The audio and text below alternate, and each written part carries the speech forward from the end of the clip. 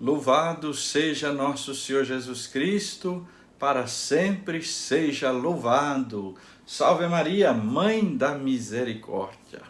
Estamos chegando nesta sexta-feira, dia 12 de agosto de 2022, com a nossa Academia Espiritual. A Palavra de Deus fortalecendo a musculatura da nossa alma. Que bom ter a sua companhia, que bom poder partilhar com você desta Palavra de Deus. E saber também que você possibilita a outras pessoas a meditação e a oração desta palavra. Assim, você colabora com a evangelização. No projeto de Deus, o casamento corresponde a uma união tão profunda entre os esposos, a ponto de a palavra dizer, se tornam uma só carne. O modo como colocavam a questão do divórcio superficialmente mostra que o matrimônio para uns não era bem entendido e que desviava do projeto original de Deus. Vamos falar sobre isso e meditar na palavra do Evangelho de hoje. Começa agora a Academia Espiritual. A Palavra de Deus fortalecendo a musculatura da nossa alma. Comunicando, Padre Júnior Pereira. O texto do Evangelho desta sexta-feira, da 19ª semana do tempo comum, é de Mateus, no capítulo 19, versículos de 3 a 12. Proclamação do Evangelho de Jesus Cristo segundo Mateus. Naquele tempo, alguns fariseus aproximaram-se de Jesus e perguntaram para o tentar: é permitido ao homem despedir sua esposa por qualquer motivo? Jesus respondeu: nunca lestes que o Criador desde o início os fez homem e mulher? E disse: por isso o homem deixará seu pai e sua mãe, e se unirá à sua mulher, e os dois serão uma só carne. De modo que eles já não são dois, mas uma só carne. Portanto, o que Deus uniu, o homem não separe. Os fariseus perguntaram: então, como é que Moisés mandou dar certidão de divórcio e despedir a mulher? Jesus respondeu: Moisés permitiu despedir a mulher por causa da dureza do vosso coração. Mas não foi assim desde o início. Por isso eu vos digo, quem despedir a sua mulher, a não ser em caso de união ilegítima, e se casar com outra, comete adultério. Os discípulos disseram a Jesus: se a situação do homem com a mulher é assim, não vale a pena casar-se. Jesus respondeu: nem todos são capazes de entender isso, a não ser aqueles a quem é concedido. Com efeito, existem homens incapazes para o casamento, porque nasceram assim, outros porque os homens assim os fizeram, outros ainda porque se fizeram incapazes disso por causa do reino dos céus. Quem puder entender, entenda. Palavra da salvação, glória a vós, Senhor. Queridos irmãos, queridas irmãs, os fariseus estão interpretando a Bíblia de um modo mesquinho. Eles tomam um texto de Deuteronômio, no capítulo 24, que fala desta lei do divórcio, mas a interpretam diferentemente do plano de Deus e até da concessão que Moisés fez, Mas querem usar isso também para pegar Jesus e colocá-lo em apuros. Se Jesus tivesse contra Moisés, eles diriam que estaria contra Deus também.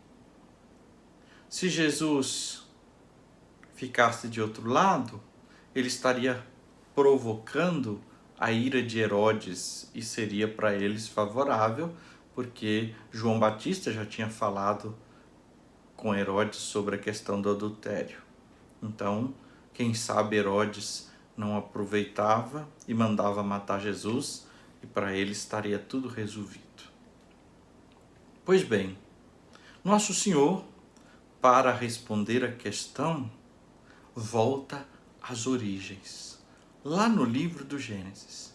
E ele interpreta o verdadeiro significado do projeto de Deus. Nunca lestes o que está escrito? Vocês já passaram tantas vezes por isso na Escritura, mas não querem aceitar, né?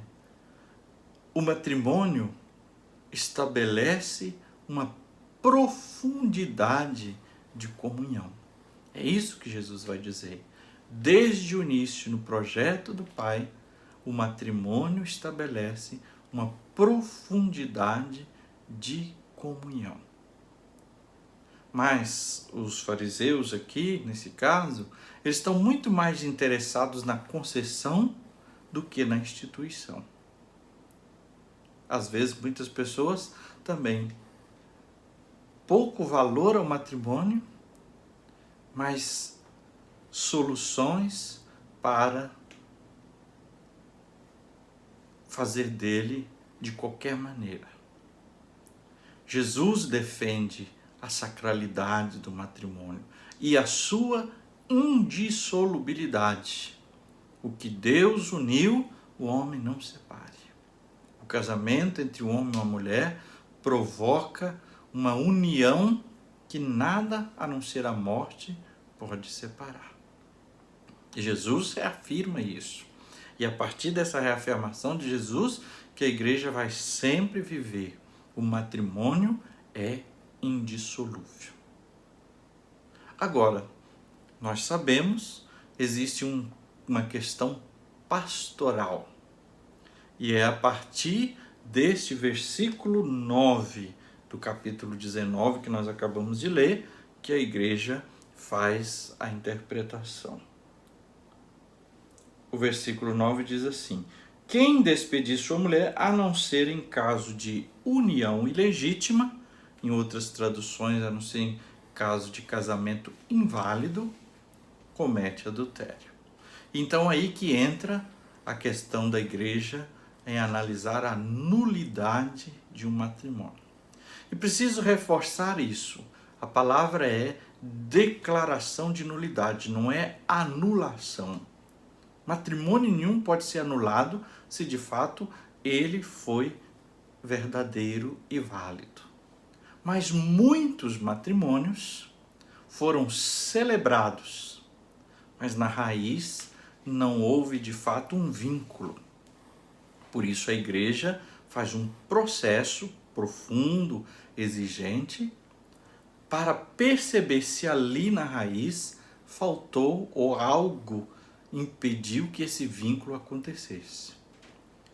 E então, reconhecendo isso, a igreja declara nulo, não anula, ela declara nulo, ou seja, ela afirma que aquilo lá antes, desde o dia que aconteceu a celebração, já estava nulo.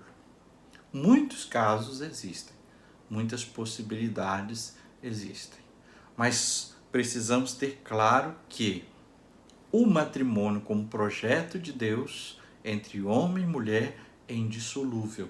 Cria um vínculo que se torna uma só carne e nada não pode separar, a não ser a morte.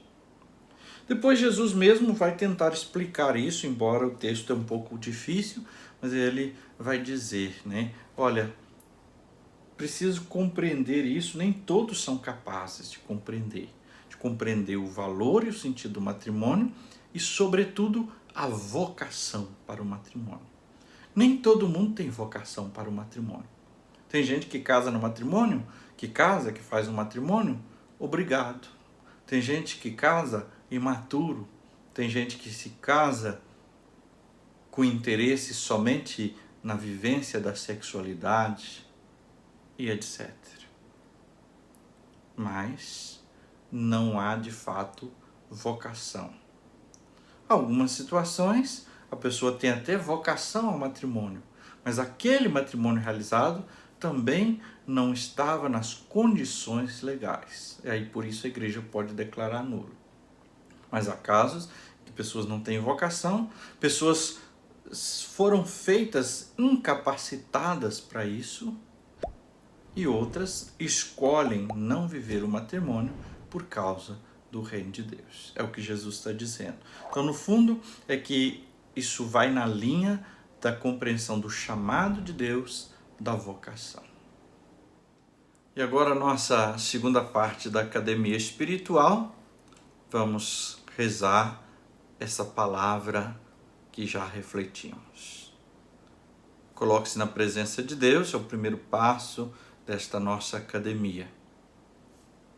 Invoque o Espírito Santo e peça a sua luz. O segundo passo, o aquecimento, retomamos a palavra de Mateus 19, capítulo 19, versículos 3 a 12. Jesus faz um apelo: o que Deus uniu, o homem não separe. Quando um casamento de fato cria um vínculo, nada pode separar. E o projeto de Deus é esse: pelo matrimônio, o homem e a mulher se tornam uma só carne. Essa é a condição. O matrimônio, com a graça de Deus, cria uma unidade, torna os dois uma só carne. E a advertência da palavra hoje é justamente a dureza do coração. Moisés, para responder Jesus, deu a certidão de divórcio por causa da dureza do coração.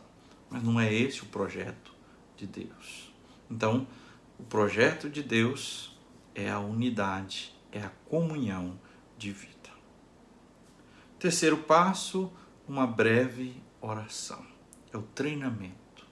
Hoje queremos pedir ao Senhor por nossas famílias. Abençoa, Senhor, as famílias. Abençoa, Senhor, as nossas famílias. Cada esposo, cada esposa, na sua luta diária, no seu propósito de amor. Abençoa, Senhor, aquelas famílias cujos esposos estão passando por crise no casamento, por dificuldades na família, problemas financeiros, problemas espirituais e outros tantos. Coloca hoje, Senhor, a tua bênção, a tua graça, a tua luz sobre essas famílias, sobre cada coração. Nós te pedimos, Senhor, renova no coração dos casados esta aliança de amor. Assim como o Senhor amou a humanidade e se entregou por ela, que entre os esposos haja amor, haja entrega. E assim a tua bênção e o teu reino aconteça. Amém. E agora a bênção de Deus. Que o Senhor te abençoe e te guarde. Que Ele esteja acima para abençoar, atrás para guardar, à frente para guiar, ao lado para acompanhar. Que Ele volte o seu rosto e dê sua paz e sua bênção. Que ela desça abundantemente. Em nome do Pai, e do Filho, e do Espírito Santo. Amém.